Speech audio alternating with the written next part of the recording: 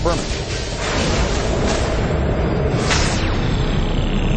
Chris Berman, along with Peyton Manning, for the fourth time the MVP, and more importantly for this week, quarterback of the AFC champion Indianapolis Colts, and Drew Brees, the quarterback of the NFC champion New Orleans Saints. These are tired guys. They threw for about 10,000 yards between them this year. Thanks for joining us. Thanks, Chris. Thanks for having us. Do you visualize you're here in Miami? Did you take a look around, just kind of get to know where everything is? Do you have a feel already for next Sunday? Well, I feel like I do. Both Drew and I both played down here this year, and you think you know the stadium, but then you see it in this environment, and it's special tonight, and you know how even more special it's going to be next week. It truly has a different atmosphere, and it gets you excited to be in the moment. How about you, Drew? That was one of the biggest wins the Saints had. You're down 24-3. You talked your coach into going for it at the end of the half. You dove over. Will that help you, having won a big game here? Yeah, I think so.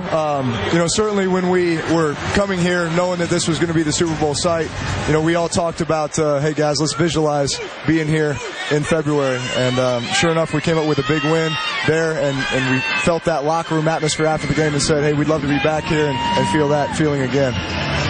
Having won a Super Bowl here 3 years ago, Peyton, helpful at this point, or nothing to do with it? I don't think it's helpful. I don't think just because you're staying in the same hotel, it's going to help you stop Drew Brees in their passing attack. I think we're playing on a level playing field. I'm excited to be back here. This is a great venue for it. I mean, great football history down here, as you've always talked about, Chris. And so we're just excited to be a part of it.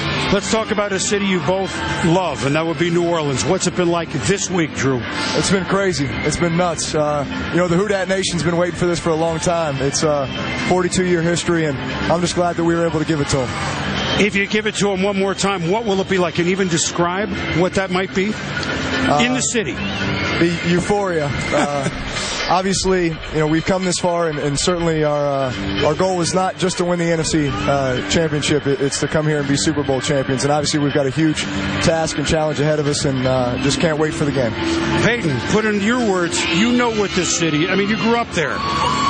Do you almost feel strange having to play the Saints in this thing? Do you feel bad? Well, I'm excited for New Orleans as well, Chris. It's a special place to me. My family lives there. But I also have a great appreciation for what Drew and his teammates have done for the city. Their coaches, their players do just an amazing amount of things for the city. And, of course, Eli and I, it's important to us, too, to still give back to that city, which we do. But, I enjoyed watching their game last week, seeing the French Quarter, seeing it empty in the third quarter, and then seeing it after the game. I certainly felt that emotion, and so it's a very exciting time, and I think it'll be a great game.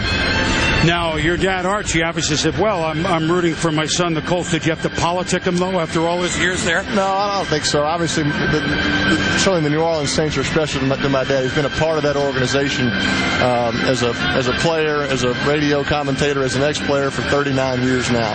And so he knows how special this is, and he's extremely proud of Drew and the New Orleans Saints, but obviously I think he's pulling for his son this week. Well, I understand that. Now, I'm going to have each of you critique when you watch Drew play football for the Saints, what impresses you the most? He's unbelievably aggressive, which is a quarterback I think you have to be. You see him making throws in the windows that sometimes you might say, wow, I might not have thrown that ball because it was tight, but he sticks it in the only place that you could put it. So I like that, and that's one of the first things that jumps out at me. All right, Drew, so you look at Peyton Manning.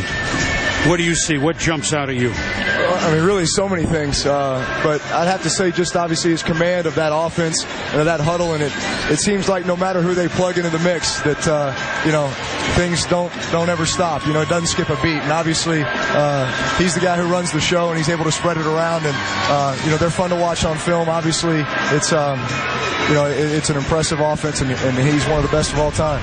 So bring our abacus for Sunday, that's for sure. We'll be back with Drew Brees and Peyton Manning with more on Super Bowl 44.